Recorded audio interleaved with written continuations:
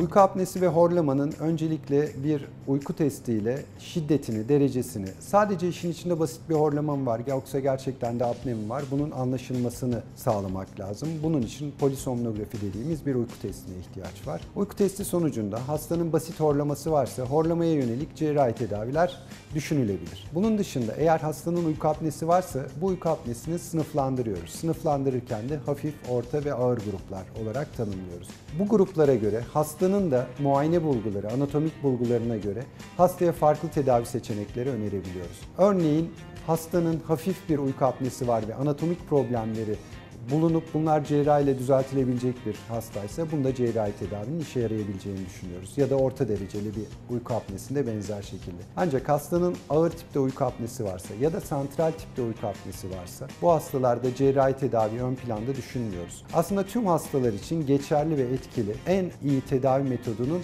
pozitif hava yolu basıncı ile tedavi etmek olduğunu biliyoruz. PAP tedavisi ya da halk arasında CPAP tedavisi olarak bilinen tedavi hastanın solunumunun durmasını engelleyerek sürekli ağız ve burun yoluyla hava basarak hastanın sürekli nefes almasını sağlayan bir yöntem ve uyku apnesi ile ilgili gelecekte oluşabilecek ek hastalık ve riskleri neredeyse sıfıra yakına indirebilen çok başarılı bir yöntem. Cerrahi yöntemlerin başarısı da belli durumlarda oldukça iyi olmakla beraber tüm hastaların uyku apnesi için cerrahi tedaviye uygun olduğunu söylemek doğru olmaz.